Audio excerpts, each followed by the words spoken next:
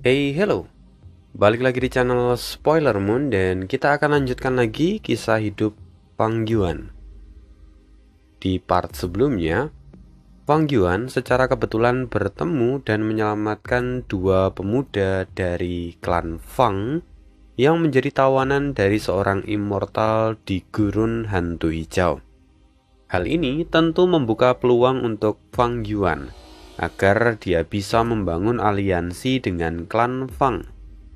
Maka Fang Yuan tidak membuang kesempatan itu dan menyelamatkan mereka. Nah, hari ini kita akan sambung lagi kelanjutan kisah hidup Fang Yuan di part 297. Saat ini, di gurun hantu hijau, seorang laki-laki terluka, terlempar melintasi hamparan pasir. "Suan Bujin, kau bahkan tak mengejarku. Kesombongan macam apa ini?" Orang itu ternyata adalah Bai Jun. Dia mengeram penuh dengan kebencian. 3 anggota tubuhnya sempat hancur dalam ledakan jiwa sebelumnya, tapi saat ini telah pulih. Ini adalah bukti kemahiran dari Bai Jun dalam metode penyembuhan jiwa. Tapi tiba-tiba, tubuhnya terguncang hebat dan darah mengucur dari mulutnya. "Binatang-binatang jiwaku. Tidak mudah mengumpulkan mereka, tapi sekarang semuanya musnah. Kerugianku terlalu besar. Yang lebih parah, waktuku tersita. Bagaimana jika Tuan nanti murka?" Rasa takut mulai menyergap di dalam hati Bai Jun. Bayangan sang tuan membuat tubuhnya gemetar, panik menyergap. "Tidak, aku harus menutupi kegagalan ini. Selama bisa mengumpulkan kembali pasukan jiwa, aku bisa memberikan hasil yang terbaik." Matanya tampak berbinar. Dengan token binatang jiwa ini, asal kuabaikan biayanya, binatang apapun bisa kutundukkan. Tapi sebelum Bai Jun mulai bergerak, seorang wanita tiba-tiba muncul di hadapannya. "Selir elang, kenapa kau ada di sini?" Bai Jun terkejut. Wanita itu mengenakan pakaian ketat berwarna hitam yang menonjolkan lekuk tubuhnya. Wajahnya putih bagaikan tak pernah tersentuh matahari. Sorot matanya dingin dan suram. "Kau masih belum paham?" gumamnya sambil mencibir. "Kau telah gagal memenuhi perintah Tuan. Kini aku diperintahkan untuk membawamu pulang untuk diinterogasi." "Apa?" Bai Jun tersentak. Wajahnya terlihat pucat. "Bagaimana bisa Tuan tahu?" Selir elang mengejek. "Kau pikir Tuan akan memberimu ku immortal peringkat 8 tanpa pengawasan? Kau benar-benar meremehkannya." Bai Jun lalu kemudian berseru, "Jangan menakut-nakutiku. Aku tahu bahwa aku gagal, tapi aku masih punya waktu untuk menebus kesalahan ini." Namun selir elang menggelengkan kepala. "Sudah terlambat. Ini adalah perintah langsung. Jadi, pilihanmu hanya 2. Ikut aku atau akan kuhabisi kau di sini." Mendengar itu wajah Bai Jun berkerut.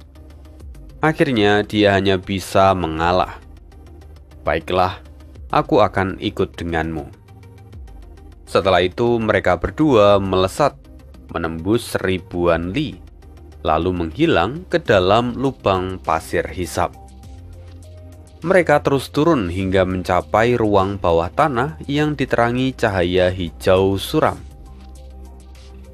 Dengan gerakan terlatih, mereka mengaktifkan formasi cahaya hijau yang kemudian berubah membentuk sebuah tangga emas. Di ruangan itu, terbang itu dilarang. Mereka memiliki batasan, jadi keduanya harus menapaki 9.999 anak tangga untuk bisa mencapai puncak di mana di sana berdiri sebuah istana megah bagaikan gunung. Dindingnya terbuat dari batu bata hijau, atapnya berlapis emas dan memancarkan aroma herbal. Kemudian, di gerbang terpahat 3 karakter. Istana Kacang Ilahi. Inilah rumah Gu Immortal ciptaan dari teratai merah, warisan legendaris yang telah dicari klan Fang selama berabad-abad. Kini, kedua immortal itu bersujud dengan penuh hormat, dan pintu istana perlahan terbuka.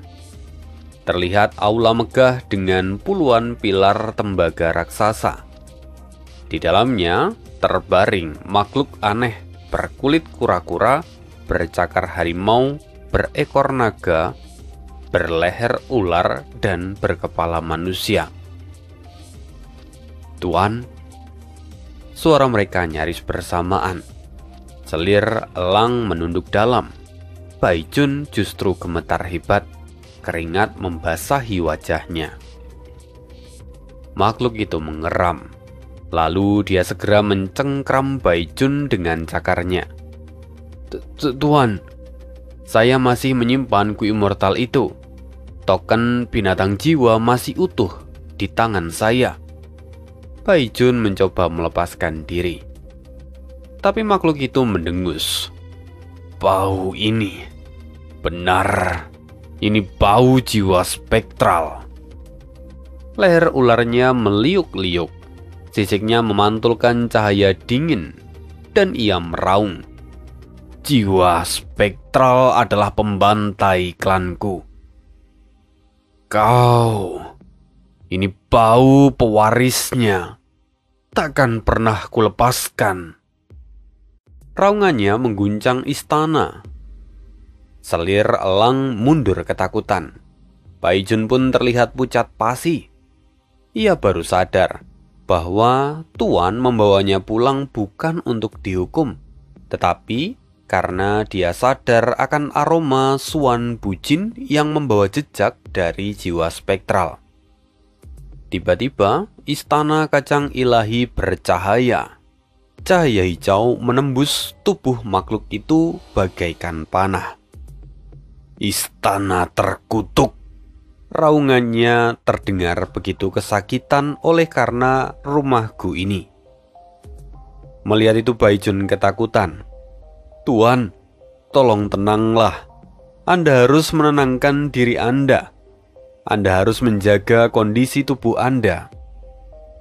Makhluk itu terdiam, lalu bergumam penuh dengan dendam.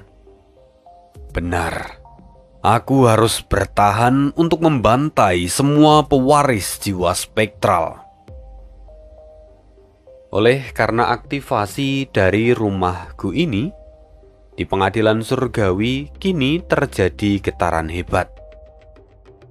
Cahaya putih tiba-tiba terbelah oleh aurora hijau. Fenomena ini tak luput dari mata Perisi Wei. Gangguan di pengadilan. Pasti hal ini terkait dengan teratai merah, gumam Perisi Wei. Matanya terbuka memancarkan sebuah harapan. "Ini Istana Kacang Ilahi. Akhirnya dia muncul. Rumahku Immortal peringkat ke-8 itu tak boleh jatuh ke tangan Gurun Barat." Perisi Wei lalu memanggil seorang Immortal berjubah hijau, Chen Yi, tetua dari Sekte Teratai Surgawi. "Chen Yi, berangkatlah ke Gurun Barat. Laksanakan apa yang kuminta. Kalau kau berhasil, kau boleh bergabung dengan pengadilan surgawi." Mendengar itu, Chen Yi segera mengangguk. Matanya tampak menyala penuh dengan ambisi.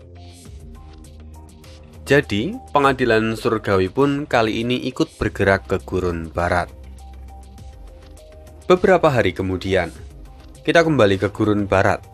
Fang Yuan kini tampak melayang keluar dari tubuh fisiknya. Dengan gerakan yang halus, ia menggenggam segenggam pasir di gurun. Dari wujud hantu menjadi nyata. Kini aku benar-benar bisa memadatkan jiwaku. Tawa Fang Yuan terdengar. 100 juta jiwa manusia akhirnya tercapai. Fang Yuan kini tampak lega. Setelah beberapa kali gagal, akhirnya kini dia berhasil. Gunung Danghun dan Lembah Luopo memang tanah suci untuk kultivasi jiwa. Ditambah dengan warisan teknik jiwa spektral, kemajuanku menjadi luar biasa. Fang Yuan merasa puas. Namun, sebenarnya bagi Fang Yuan 100 juta jiwa ini masih belum cukup.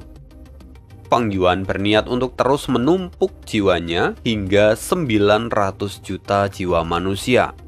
Ambang batas untuk mencapai jiwa sunyi yang setara dengan binatang jiwa tingkat abadi. Meskipun saat ini ia sudah mampu menundukkan binatang jiwa abadi, namun Fang Yuan ingin melebihi mereka murni hanya dengan kekuatan jiwanya. Warisan jiwa spektral memungkinkan hal yang mustahil ini. Untuk sementara waktu, Fang Yuan tetap tinggal di gurun hantu hijau. Ia terus berburu binatang jiwa. Dan setelah mengetahui tentang Bai Jun dan keterlibatannya dengan klan Fang, Fang Yuan memilih untuk menghindari binatang jiwa yang kuat untuk mencegah pertempuran besar yang bisa mengungkap identitasnya. Gurun ini memang kaya akan binatang buas jiwa, dan berkat awan keberuntungan dan nasib baiknya sendiri, Fang Yuan jarang sekali menemui bahaya yang serius. Hampir tak perlu bergerak, gumam Fang Yuan, karena saat ini ia cukup mengirimkan jiwanya dan mengendalikan pasukan binatang jiwa. Ia bisa berburu dengan sangat efisien. Metode ini hampir tanpa biaya selain konsumsi kekuatan jiwa serta esensi abadi. Namun, hasilnya sungguh luar biasa. Puluhan hari pun berlalu. Pondasi jiwa Fang Yuan telah mencapai 200 juta jiwa. Jauh lebih kuat dari sebelumnya.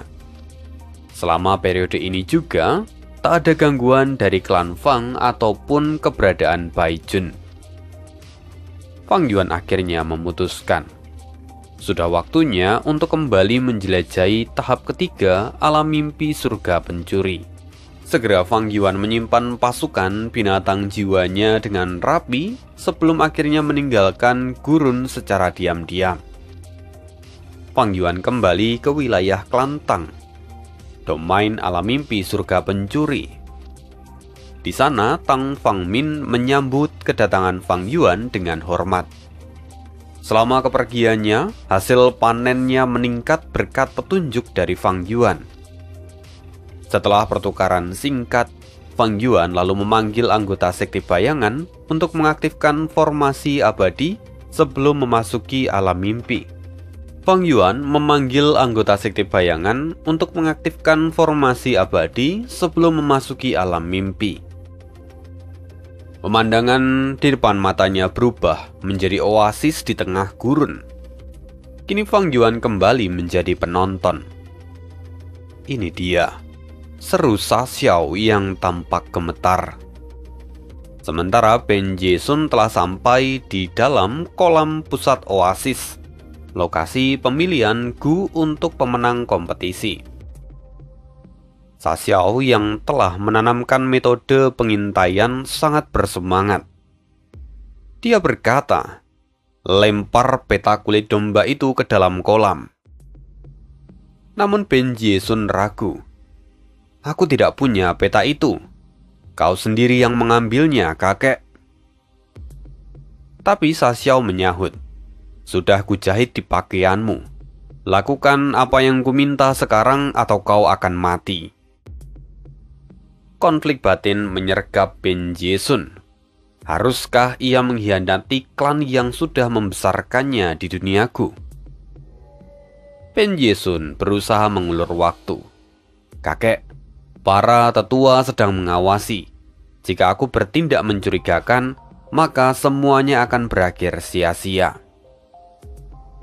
Sa Xiao sendiri mengeram, tapi akhirnya dia mengalah.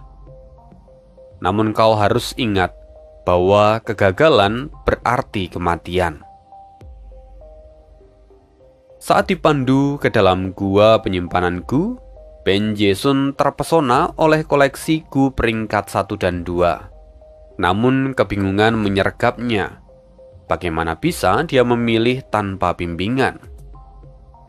Saat itu, kesadaran Fang Yuan lah yang mengambil alih. Kini Fang Yuan punya waktu lebih longgar untuk menganalisis situasi yang ada di sana. Fang Yuan bergumam, dugaan kasarku, Sa Xiao setidaknya berada di peringkat 4. Tetapi kunci solusi ada di gu yang ada di sini.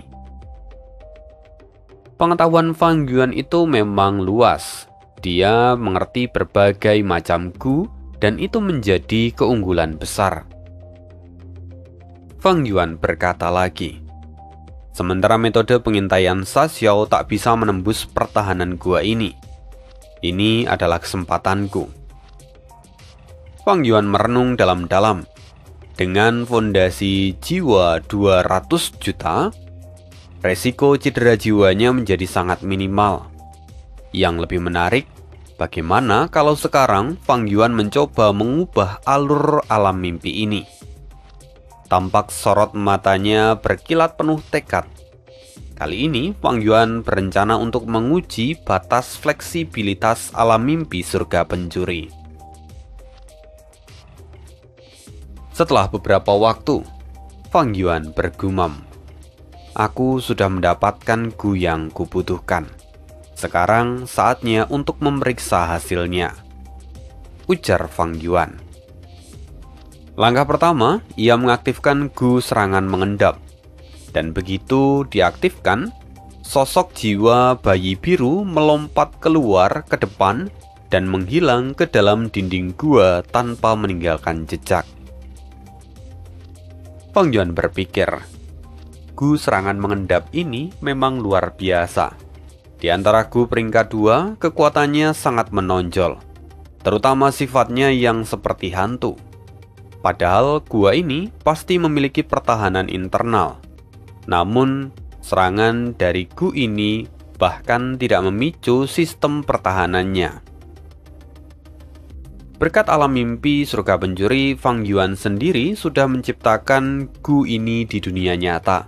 Bahkan dia sudah meningkatkan gu ini hingga peringkat 5. Lalu dengan bantuan gu kebijaksanaan, versi peringkat 6 bahkan 7-nya pun mungkin untuk dibuat. Setelah melakukan uji coba, Fang Yuan mempercepat prosesnya. Sebagai seorang pemenang, ia berhak memilih 1 gu peringkat 2 atau 3 gu peringkat 1. Karena tidak menemukan gu peringkat 2 yang cocok, Fang Yuan memilih 3 gu peringkat 1 dan mengkombinasikan ketiganya untuk membuat gerakan pembunuh. Segera setelah mengaktifkan gerakan pembunuh yang baru ia buat, bayangan badak raksasa dari jalur kekuatan terbentuk. Lalu, bayangan badak itu menerjang dinding yang sudah dilemahkan oleh gu serangan mengendap sebelumnya. Dinding pun runtuh dan menyemburkan air dalam jumlah besar. Fang Yuan telah memperhitungkan ini. Gua penyimpanan gu ini memang berdekatan dengan kolam oasis. Lokasinya strategis karena kandungan mata air rohnya yang kaya akan esensi purba. Lokasinya strategis karena kandungan mata air rohnya kaya akan primeval essence. Meski memiliki sistem pertahanan yang ketat, klan mempercayai Ben Jason yang telah mereka besarkan selama 10 tahun. Oleh karena itu, ini menjadi peluang bagi Fang Yuan. Dan karena itu, sekarang di bawah kendali Fang Yuan, Ben Jason justru membobol pertahanan itu. Segera kekacauan pun terjadi. Para penjaga bergegas masuk. Ada yang salah, cepat periksa. Sementara itu saat ini Fang Yuan tampak menyeringai. Dengan gerakan pembunuh baru miliknya, cahaya biru menyelimuti tubuhnya saat ia menerobos ke dalam kolam. Bagi immortal seperti dirinya, formasi pertahanan di tingkat fana seperti ini jelas memiliki banyak celah.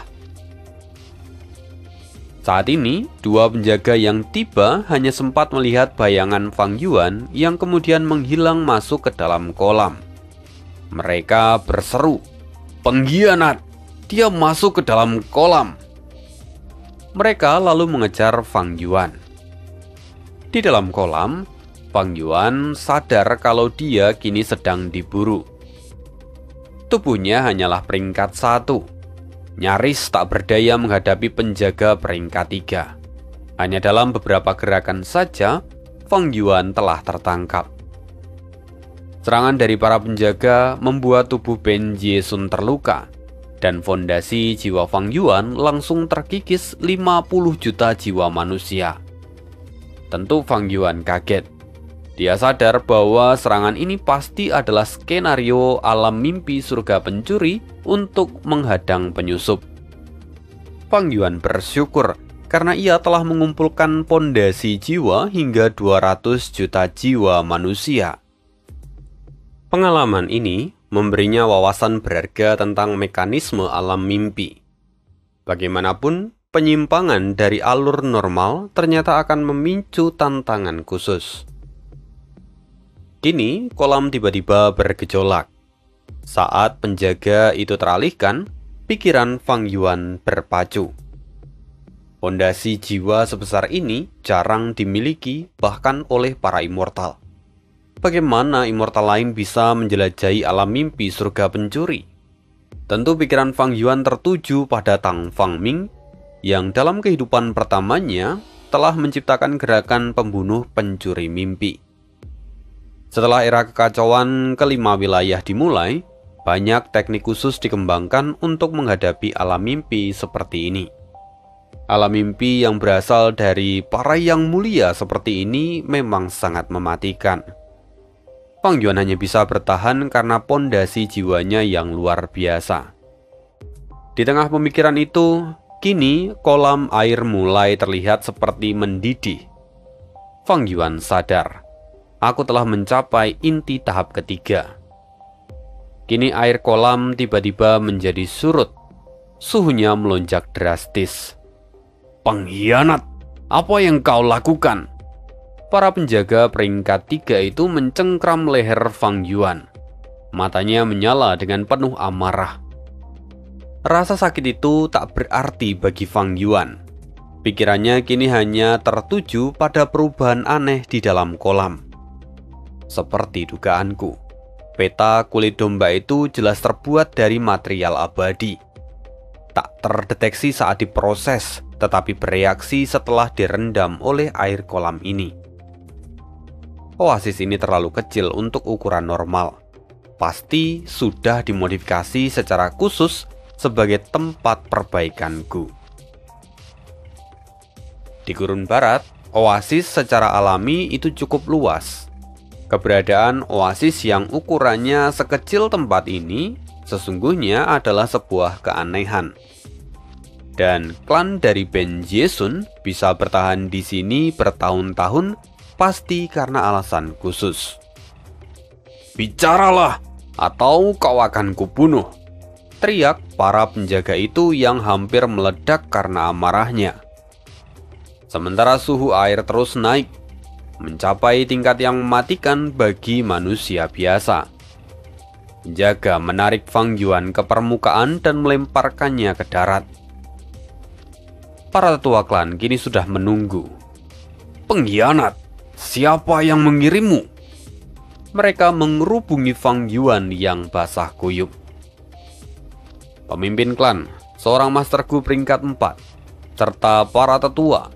Bahkan ada juga mantan pemimpin klan yang sudah pensiun. Dia terlihat tua dan berjalan tidak menggunakan kaki alias melayang. Kini di hadapan semua orang itu, Fang Yuan hanya batuk dan tetap terbungkam. Kolamnya mendidih. "Tetua, ada cahaya merah yang muncul dari dalam kolam," teriak seseorang. Cahaya merah menyembul keluar dari kolam dan menerangi langit hingga ratusan li. Para tetua klan menjadi panik. Kolam ini adalah sumber mata air roh penghasil Primeval Stone, pondasi kelangsungan hidup mereka. Pemimpin klan kini menjadi murka dan hendak menyiksa Fang Yuan, tetapi ia segera dihentikan oleh mantan pemimpin sebelumnya. Dia kemudian berkata, "Nak, mungkin kau hanya tersesat. Jadi katakan saja apa yang kau tahu demi nyawa seluruh klan ini." Mendengar itu, Fang Yuan menyeringai. Dia tahu kalau dia diam, dia akan disiksa. Tapi kalau dia bicara, maka Sa Xiao akan langsung membunuhnya. Fang Yuan dengan tegas berkata, "Bunuh saja aku. Kalian tak akan pernah tahu apa yang terjadi." "Bajingan!" Pemimpin klan menendangnya. Tiba-tiba, suara Sa Xiao bergema di telinga Fang Yuan. "Hahaha, kakek suka keberanianmu, cucuku." Sementara itu, mantan pemimpin klan pun kehilangan kesabarannya. Dia berseru, "Gunakan pencarian jiwa. Aku tidak peduli meskipun jiwanya hancur." Segera seorang tetua meraih kepala Fang Yuan. Rasa sakit yang tak terbayangkan menyergap, dan pondasi jiwanya terkikis 10 juta jiwa per detik. 150, 140, 130, dan seterusnya. Hanya dalam beberapa napas, pondasi Fang Yuan telah jatuh di bawah 100 juta jiwa. Fang Yuan mengerang. Kekuatan dari alam mimpi ini begitu kejam. Immortal biasa pasti sudah tewas. Tetapi tiba-tiba, cahaya merah meledak dari kolam, menguapkan seluruh air yang ada di sana. Langit menjadi gelap dan bumi mulai berguncang. Fenomena kelahiran Ku Immortal.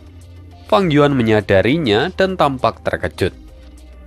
Melihat itu, para tetua klan pun panik. "Lari, selamatkan dirimu!" Mantan pemimpin klan yang bahkan tak punya kaki, dia justru lari paling depan. Kini Fang Yuan kembali menjadi pengamat. Sementara Ben Yesun menangis dan tertunduk penuh penyesalan. "Apa yang telah kulakukan? Aku jauh lebih hina daripada binatang." Ia menangis dan menampar dirinya sendiri. Boom! Ledakan cahaya merah menyapu ribuan li area itu, mengenai semua orang, dan dalam sekejap mereka semua menua secara instan lalu tewas setelahnya. Sementara Ben Yesun kini berubah menjadi kakek-kakek tua renta, tetapi dia masih belum mati. Lalu kemudian seekor lebah merah terbang ke tangannya dan kemudian mengembalikan dia ke usia muda. Suara Sa Xiao kembali terdengar. "Itu hadiah untukmu, cucuku. Ku Immortal peringkat 6 ini akan membawamu melihat dunia." "Ku Immortal? Siapa sebenarnya kau, kakek?" teriak Ben Yesun dengan ketakutan. Suara Sa Xiao perlahan memudar dan terdengar kata-kata terakhir darinya. "Kelak kau akan tahu." Lalu alam mimpi Ben Yesun pun berakhir. Fang Yuan terbangun di dunia nyata. Setelah memeriksa dirinya, dia tampak tersenyum puas karena pencapaian jalur pencurinya kini telah menjadi Grandmaster Agung. Fang Yuan menarik nafas dalam-dalam. Ekspresinya begitu kompleks. Akhirnya, salah satu jalur miliknya telah mencapai tingkat Grandmaster Agung. Sayangnya bukan jalur darah, kekuatan, kebijaksanaan, waktu, atau yang lain, tetapi justru jalur pencuri yang baru saja ia dapatkan. Fang Yuan berpikir, alam mimpi memang luar biasa. Inilah kemampuan yang dulunya memicu perang kacau di 5 wilayah. Ketika terlalu banyak orang yang tiba-tiba mendapatkan kemajuan pesat dalam kultivasi mereka. Namun meski begitu, harga yang dibayar juga sangat mahal. Bahkan para immortal peringkat 8 sekalipun akan kesulitan menanggung biaya ini.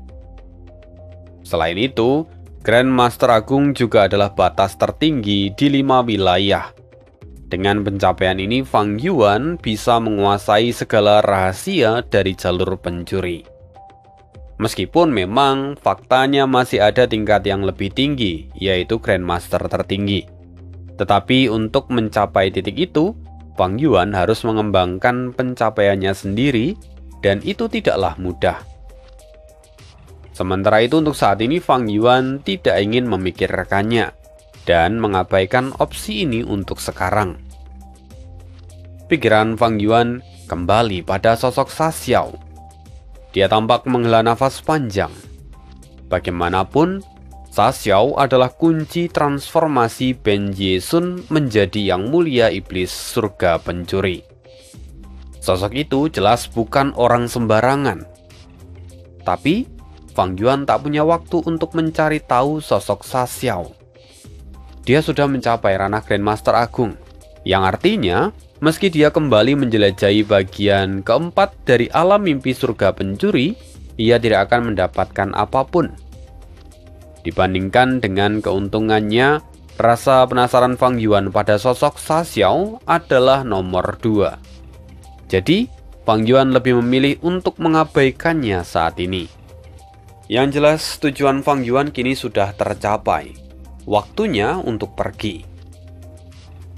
Sayang sekali, sekarang ada urusan mendesak yang harus kuselesaikan, kata Fang Yuan pada Tang Fangming dengan nada menyesal. Tang Fangming yang telah banyak mendapatkan manfaat dari Fang Yuan segera menawarkan bantuan untuknya. Tetapi Fang Yuan dengan sopan menolaknya. Lagi pula, Fang Yuan telah meletakkan dasar di Kelantang. Di masa depan, Kelantang akan menjadi pion penting untuk melawan pengadilan surgawi. Oleh karena itu, sebelum Fang Yuan pergi, Fang Yuan memberikan Gu berisi catatan eksplorasinya di dalam alam mimpi surga pencuri. Dia berkata, "Ini mungkin akan membantumu," kata Fang Yuan sebelum pergi. Setelah itu, Fang Yuan lalu meninggalkan wilayah Kelantang. Dalam perjalanan, Fang Yuan merenungkan kondisinya sendiri. Bagaimanapun, lawannya adalah pengadilan surgawi yang memiliki gun nasib dan rencana untuk melahirkan yang mulia abadi mimpi besar juga hampir sempurna. Oleh karena itu, menurut Fang Yuan, saat ini adalah satu-satunya waktu yang menjadi kelemahan mereka. Hanya iblis dunia lain seperti dirinya yang bisa mengacaukan pengadilan surgawi. Menurut Fang Yuan, warisan sejati teratai merah akan menjadi harapan terakhirnya. Tetapi untuk saat ini, belum waktunya untuk mengambil warisan itu. Fang Yuan lalu mulai menyusun rencana untuk sekarang. Dia memutuskan untuk fokus pada 3 hal. 1. Meningkatkan kekuatannya di gurun hantu hijau. 2. Menunggu kedatangan utusan dari klan Fang, supaya mereka bisa menjalin kerjasama. Dan yang ketiga adalah mengembangkan teknik dari jalur pencuri. Dalam waktu singkat, Fang Yuan akhirnya tiba di gurun hantu hijau. Di sana, Fang Yuan terlihat duduk dengan santai di punggung binatang buas kuno. Dia mulai bereksperimen dengan berbagai gu dari jalur pencuri. Dengan peringkatnya yang adalah Grandmaster Agung, menciptakan resep gu peringkat 5 menjadi hal yang sepele baginya. Bahkan resep peringkat 6 bisa disimpulkan tanpa bantuan gu kebijaksanaan. Itulah nilai sejati dari peringkat sebuah jalur. Saat ini, ratusan bayi biru hasil aktivasi gu serangan mengendap melompat-lompat di antara pasukan binatang jiwanya. Hal itu menciptakan pemandangan yang menakjubkan di gurun hantu hijau yang suram. Beberapa hari kemudian, sebuah rumah gu tiba-tiba muncul di kejauhan. Bangunan kayu kecil yang dipenuhi ukiran bunga kini memancarkan aura peringkat 7. Fallen Flower Hall milik klan Fang. gumam Fang Yuan yang menyadari kedatangan rumah Gu itu. Dan tepat seperti yang ia prediksi, klan Fang akhirnya mendatangi dirinya. Tak lama kemudian, di depan Fang Yuan, Fallen Flower Hall turun. Kelopak bunga berwarna-warni berhamburan di udara ketika rumah Gu itu mendarat. Aroma bunga semerbak memenuhi udara, dan setiap kelopak yang jatuh ke pasir seolah-olah melebur seperti tetesan air. Seketika, tempat yang semula adalah gurun pasir berubah menjadi tanah yang subur. Fang Yuan melihat semua itu tanpa ekspresi. Dia menahan pasukan binatang jiwanya yang mulai gelisah. Lalu kemudian, pintu Fallen Flower Hall terbuka.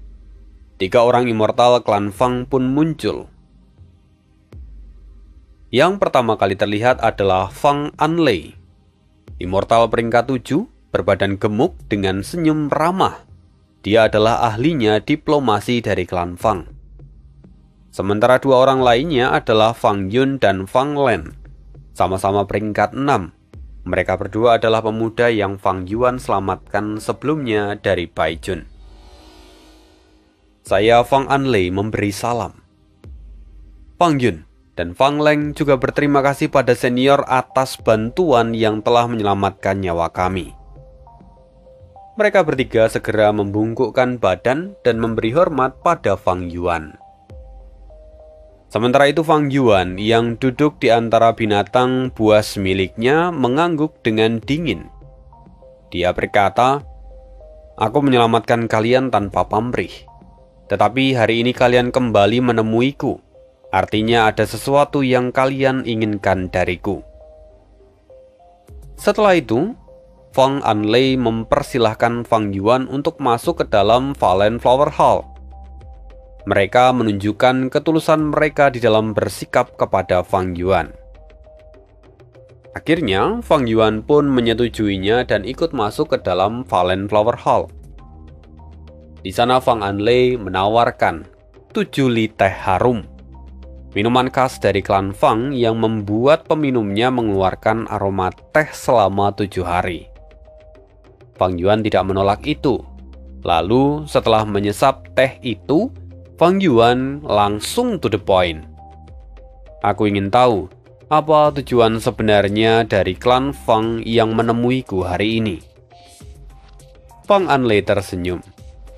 "Kerja sama, Tuan.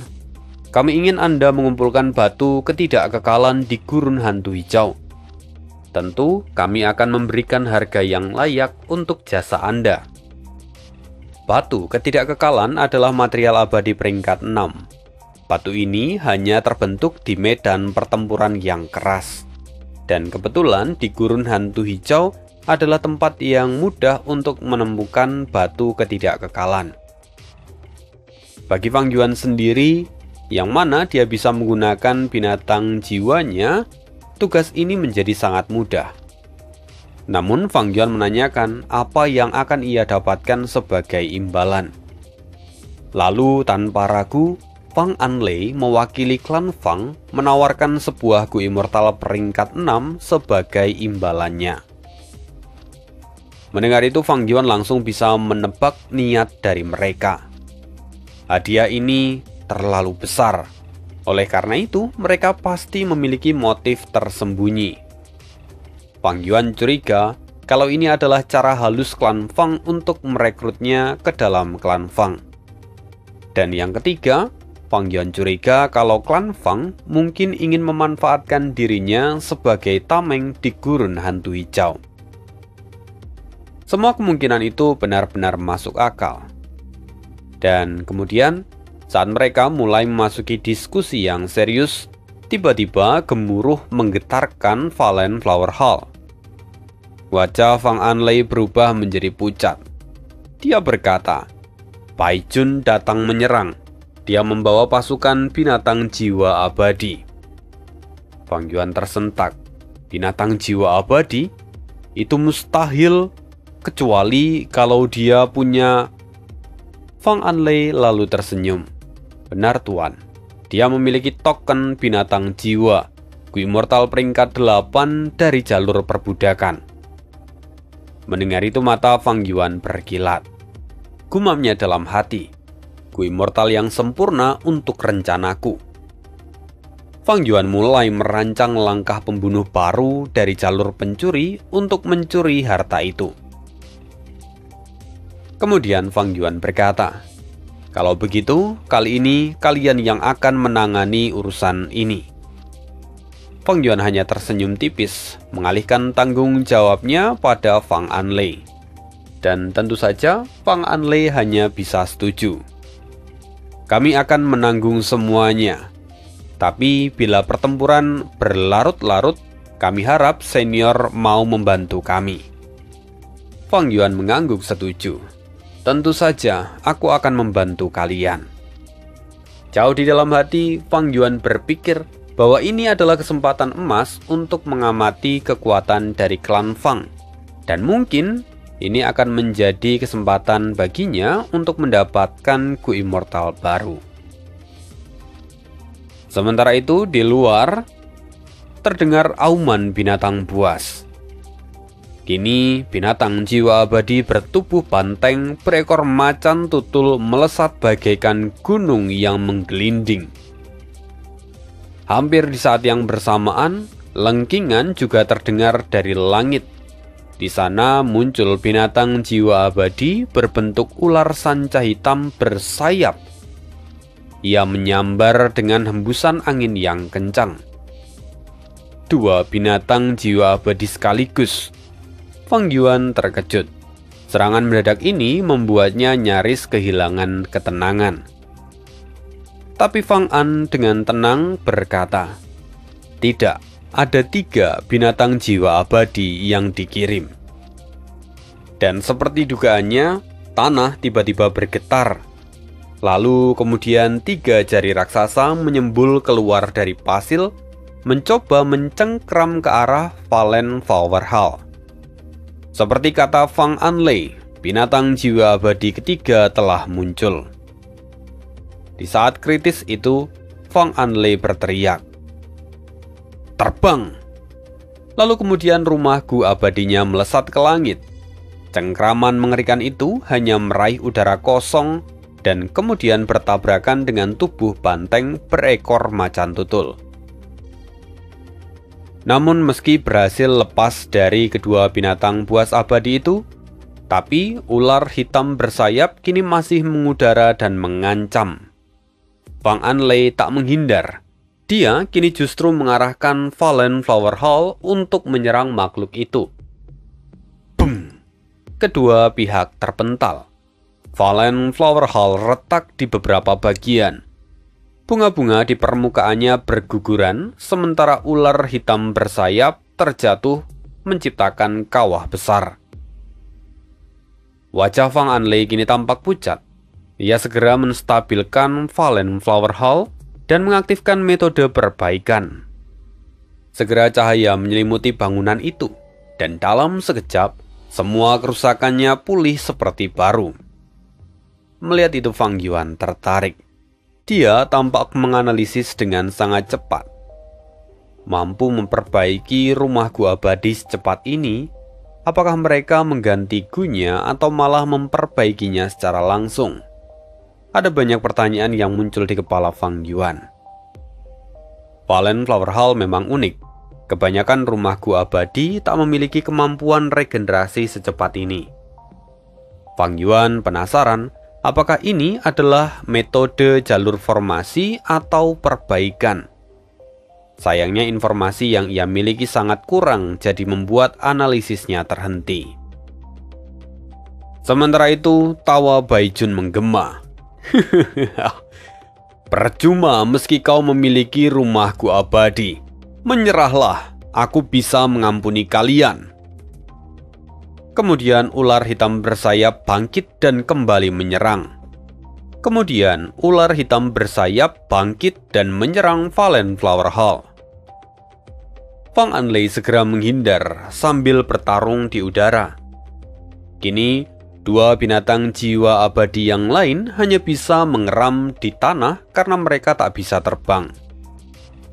Baijun memberi isyarat, membuat kedua binatang itu berbalik untuk mengawalnya. Melihat itu, mata Fang Anlei berbinar. Kesempatan. Ia bersiap untuk menyerang Baijun secara langsung. Tapi Fang Yuan mengingatkan, jangan, ini jebakan.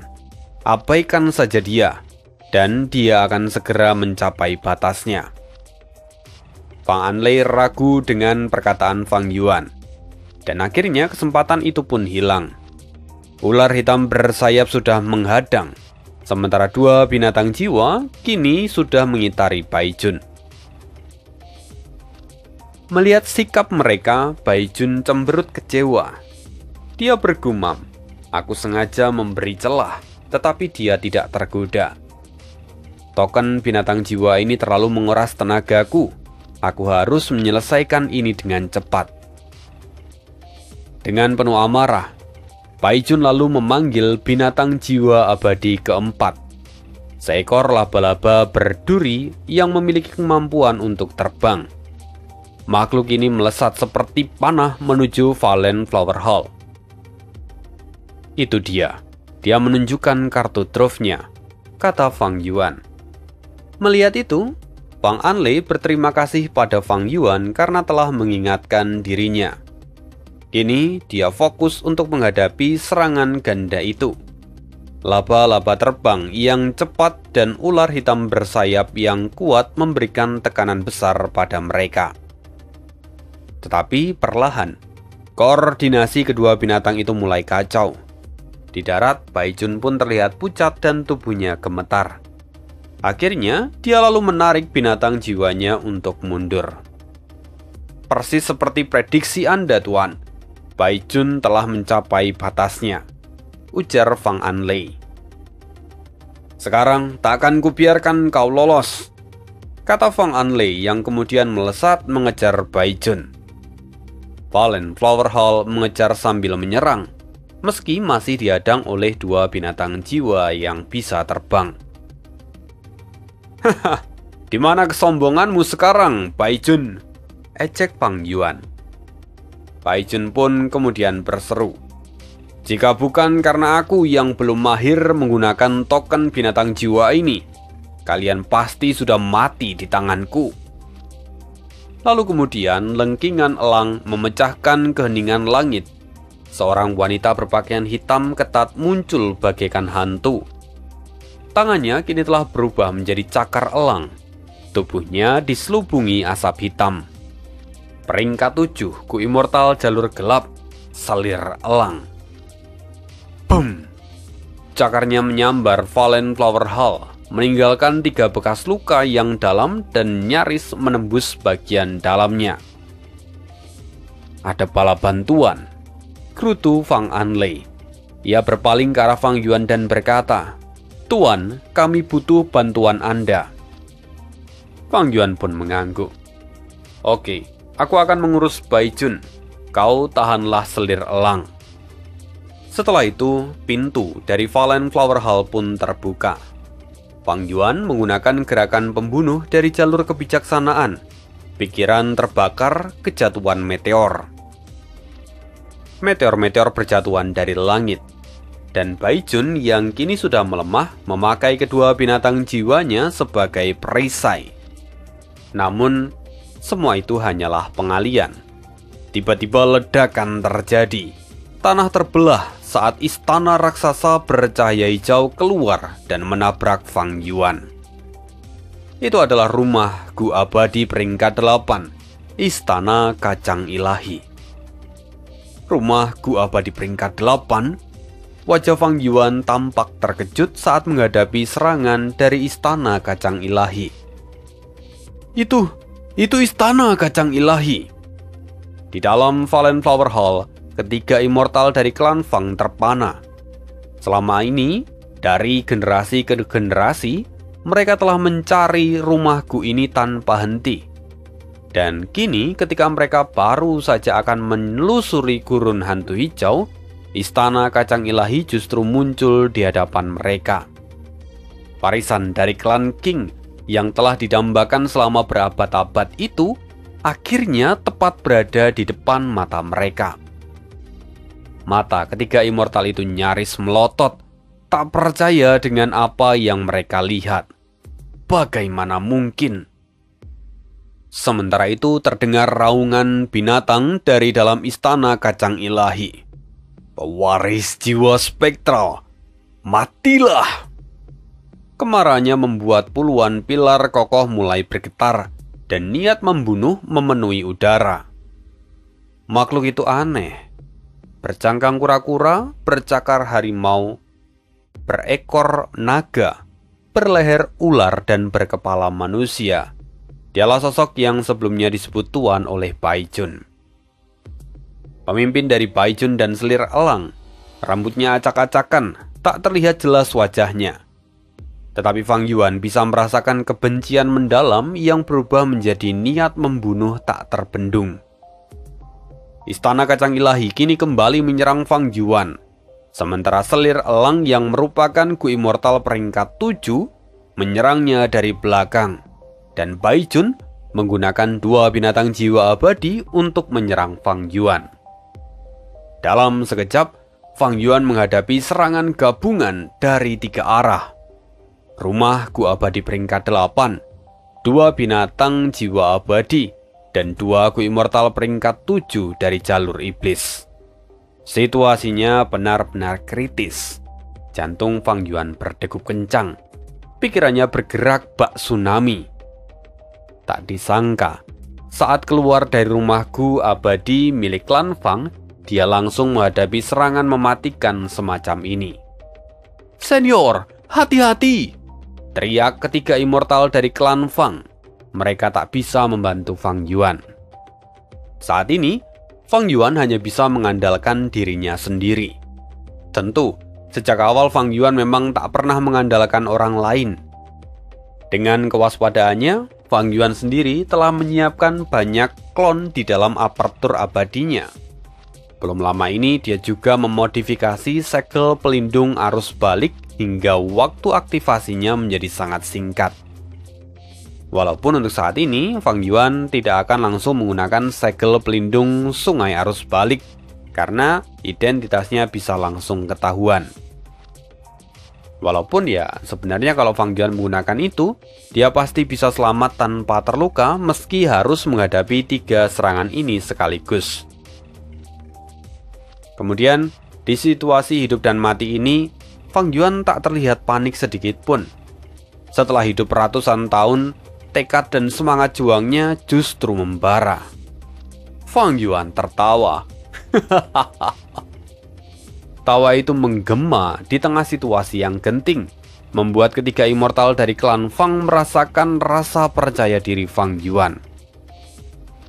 Kemudian Fang Yuan menggunakan gerakan pembunuh, klon tak terbatas pikiran tunggal.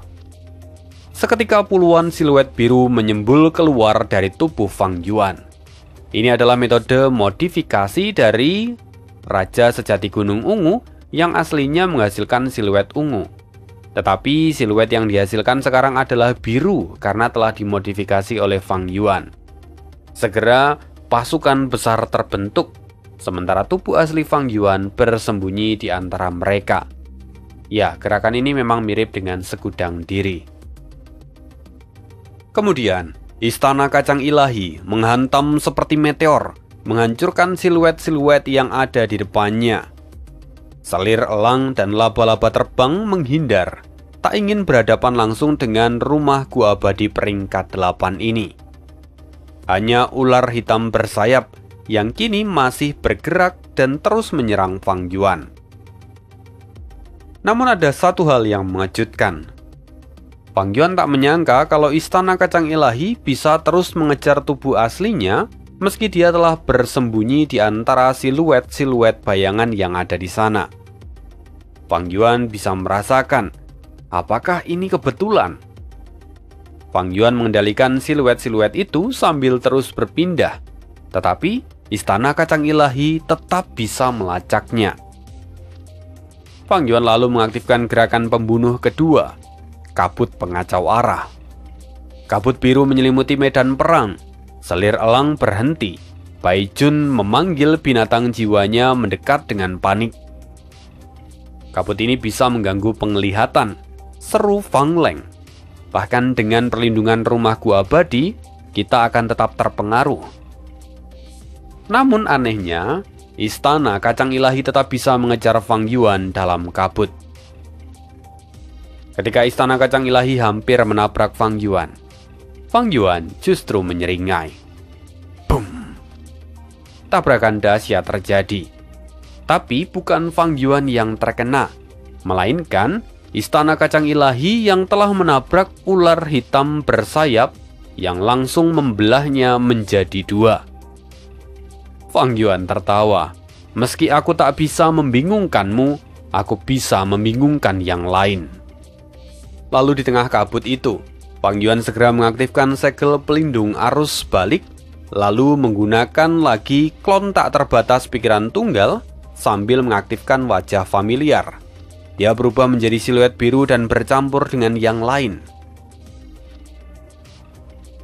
Merasakan kehadiran Fang Yuan yang kian menghilang, Fang Anlei memuji. Luar biasa. Tuan memang menunjukkan keahlian sebagai Gu Immortal jalur kebijaksanaan. Sementara itu, sang binatang misterius di dalam istana kacang ilahi meraung. Sialan, aku akan membunuhmu. Meskipun sebelumnya istana kacang ilahi melambat karena tabrakannya dengan ular hitam bersayap, namun istana kacang ilahi tetap mengejar tubuh asli Fang Yuan. Hal ini tentu mengejutkan Fang Yuan. Apa yang terjadi? Aku sudah menggunakan wajah familiar, tetapi musuh masih bisa menemukan keberadaanku. Biasanya setelah menggunakan wajah familiar, Fang Yuan tidak akan bisa ditemukan, meskipun yang mencarinya adalah peringkat 8. Tapi ini adalah kali pertama. Bahkan, kehendak surga biasanya tertipu dengan metode ini.